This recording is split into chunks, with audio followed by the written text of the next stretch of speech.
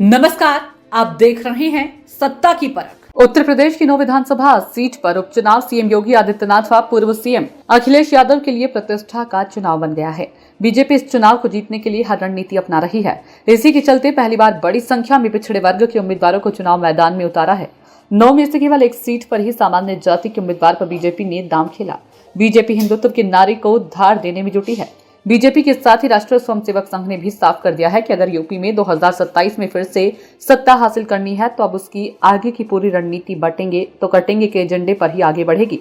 श्री कृष्ण जन्माष्टमी पर मुख्यमंत्री योगी आदित्यनाथ के मुंह से निकला ये नारा अब संघ परिवार के मुख्य एजेंडे का हिस्सा बन चुका है। उपचुनाव की सियासी सरगर्मियों के बीच संघ के सर कार्यवाह दत्तात्रेय होसबाले ने हिंदू एकता के लिए बटेंगे तो कटेंगे के नारे को जिस तरह से समाज के लिए जरूरी बताया, उससे यह भी साफ हो गया है कि भविष्य में उसकी सारी रणनीति और निर्णय इसी के इर्द गिर्द घूमेंगी। भाजपा भी इसी पर आगे बढ़ेगी और यूपी में 2027 की सियासी बरसात बिछेगी और इसी को केंद्र बनाकर हिंदुओं की एकता का अभियान भी चलेगा। तो वहीं बीजेपी के लिए 9 विधानसभा उपचुनाव कितने महत्वपूर्ण है, वो अपने कार्यकर्ताओं को किस प्रकार की शिक्षा देकर प्रेरित कर रही है, इसके बाद की मुरादाबाद की कुंदरकी सीट के बीजेपी उम्मीदवार के बयान से देखने को मिली। कुंदरकी से बीजेपी उम्मीदवार ठाकुर रामवीर सिंह ने एक चुनावी सभा में बीजेपी के प्रदेश अध्यक्ष से समक्ष बेतुका बयान दे दिया। उन्होंने पन्ना प्रमुखों की महत्ता को बताते बताते कहा कि जब ये डायरी आपके पास रहेगी तो पुलिस भी आपको रोकने का साहस नहीं करेगी। ठाकुर रामवीर सिंह ने मंच से लोगों को संबोधित करते हुए पहले तो चुनावी टिप्स दिए और बाद में पन्ना प्रमुख वाली डायरी को दिखाते हुए कहा कि जब आप लोग कुंदरकी उपचुनाव जीत जाओगे तो ये पन्ना प्रमुख डायरी बहुत काम आएगी।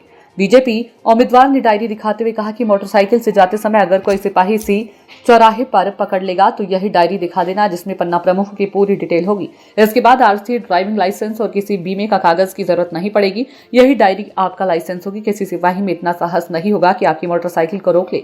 बीजेपी ऐसी बयानबाजी कर पुलिस और प्रशासन पर पूरा दबाव बनाना चाहती है। इसका एकमात्र उद्देश्य केवल उपचुनाव जीतना भर है। वहीं समाजवादी पार्टी भी 9 विधानसभा सीटों के उपचुनाव की जीत को अपनी प्रतिष्ठा से जोड़ लिया है। कांग्रेस ने भी सपा का समर्थन कर बीजेपी के सामने बड़ी चुनौती पेश कर दी है। यूपी के उपचुनावों में बीजेपी पहली बार ताल ठोक रही है। सपा की पीडीए बसपा के वोट बैंक को एक बार फिर ध्वस्त कर सकता है। लोकसभा चुनाव में समाजवादी पार्टी ने 37 सीटें जीती थी। समाजवादी पार्टी के जीते हुए उम्मीदवारों में 25 पिछड़ी जातियों के हैं। पूर्व मुख्यमंत्री और समाजवादी पार्टी के प्रमुख अखिलेश यादव के इस्तीफे से रिक्त हुई मैनपुरी की करहल सीट से बीजेपी ने अनुजेश यादव को प्रत्याशी बनाया। बीजेपी के अनुजेश यादव को इस सीट पर उतारने की वजह यादव मतदाता का बंटवारा कराना है, जो यहां निर्णायक भूमिका में है। अंबेडकर नगर से सांसद चुने गए लालजी वर्मा के इस्तीफे से खाली हुई कटेहरी सीट पर बीजेपी ने धर्मराज निषाद को समाजवादी पार्टी की शोभावती वर्मा के खिलाफ उतारा है। इस सीट पर कुर्मी और निषाद जाति के वोटर लगभग बराबर की संख्या में हैं। दोनों ओबीसी जातियों में गठजोड़ न हो इसलिए बीजेपी ने यह फैसला लिया है। बीजेपी की तरफ से फूलपुर से दीपक पटेल और मंझवा सीट से सुचिस्मिता मौर्य उम्मीदवार बनाई गई हैं। बीजेपी ने कुल 4 ओबीसी उम्मीदवार उतारे हैं। एक सीट मीरापुर आरएलडी के खाते में है।